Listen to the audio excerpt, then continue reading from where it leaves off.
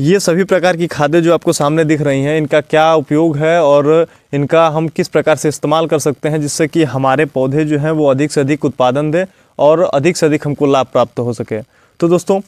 जब ठंडियों का मौसम आता है तो उस समय हमारे पौधों की वृद्धि जो है वो रुक जाती है। हमारे पौधे जो है वो डोरमेंसी स्टेज में चले जाते हैं। जब हमारे पौधे डोरमेंसी स्टेज में जाते हैं तो इनकी सारी प्रक्रियाएं जो है वो बंद हो जाती हैं और हमारा पौधा जो है वो लगभग 1 से 2 महीने के लिए पूरी तरीके से सुषुप्तावस्था में चला जाता है। जब ये सुषुप्तावस्था में जाता है तो इसके लगभग 1 से 2 महीने पश्चात जो है इसमें फ्लावरिंग का सीज़न शुरू होता है। और जब फ्लावरिंग का सीज़न इसमें शुरू होता है तो उस समय हमारे पौधों में अधिक से अधिक मात्रा में पोषक तत्वों की आवश्यकता पड़ती है, क्योंकि वो समय होता है जहाँ पे हमारे पौधे जो है वो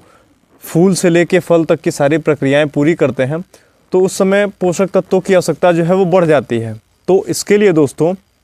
हम ठंडियों के महीने में जब हमारे पौधे डोरमेंसी स्टेज में होते हैं तो उस समय कुछ ऐसे पोषक तत्वों का उपयोग करते हैं जिससे कि ये लंबे समय तक हमारे पौधों में अपनी कार्यशीलता जो है वो बनाए रखें और हमारे पौधे जो है वो अपनी वृद्धि बढ़िया तरीके से कर सकें। तो दोस्तों, उनमें जो कुछ खादें होती हैं, जैसे सबसे पहली खाद तो होती है जिसको हम गोबर की खाद के नाम से जानते हैं। और ये गोबर की खाद जो है जब हम उपयोग में लाते हैं तो हमें इसका ध्यान ये रखना सबसे ज़रूरी होता है कि हमारी गोबर की खाद जो है वो पूरी तरीके से डिकम्पोज होनी चाहिए। अगर ये डिकम्पोज नहीं होगी तो हम इसको अगर अपने पौधों की जड़ों के पास उपयोग में लाएंगे तो हमारे पौधों में ढेर सारे कीटों का आक्रमण जो है वो बहुत तेज़ी के साथ होगा, क्योंकि ये जो खादें होती हैं अगर सड़ी नहीं होती हैं तो हमारे पौधों के लिए नुकसानदायक भी हो सकती हैं। दूसरा जो फर्टिलाइज़र है जिसको हम फॉस्फोरस के नाम से जानते हैं, जो कि आपको देख सकते हैं यहाँ पे ग्रेनुलर फॉर्म में आपको दिखाई दे रहा होगा। ये जो खाद है इसका उपयोग हम अपने पौधों की जड़ों के पास इसकी जड़ों की वृद्धि के लिए उपयोग में लाते हैं, जिससे हमारे पौधों की जड़ें जो है वो बढ़िया तरीके से वृद्धि कर सकें। तीसरा जो होता है जिसको हम माइक्रोन्यूट्रिएंट के नाम से जानते हैं, ये माइक्रोन्यूट्रिएंट्स जिसमें लगभग 5 से 6 प्रकार के पोषक तत्वों का मिक्सचर तैयार किया हुआ होता है और इसका उपयोग अगर हम करते हैं तो ये हमारे पौधों में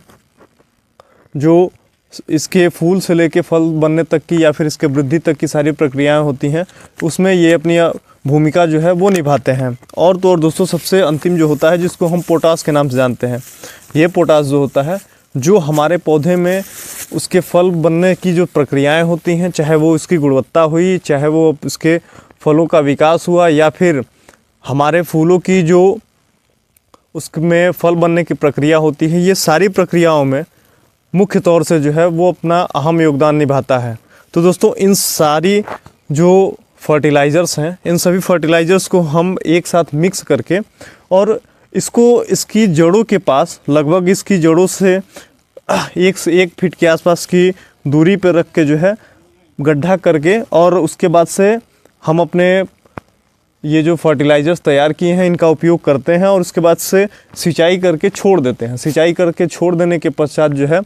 ये जो फर्टिलाइज़र्स हैं ये हमारे पौधों में जल्दी से अवशोषित होंगे और इसका असर हमारे पौधों में जल्दी से जल्दी देखने को मिलता है। और ये जो गोबर की खाद बनी होती है इसका उपयोग अगर हम करते हैं तो इसका असर हमारे पौधों में लंबे समय तक देखने को मिलता है। तो दोस्तों, अगर आप भी बागवानी की फसलें उगाए हैं और आप भी इस प्रकार की खेती जो है वो करते हैं तो आप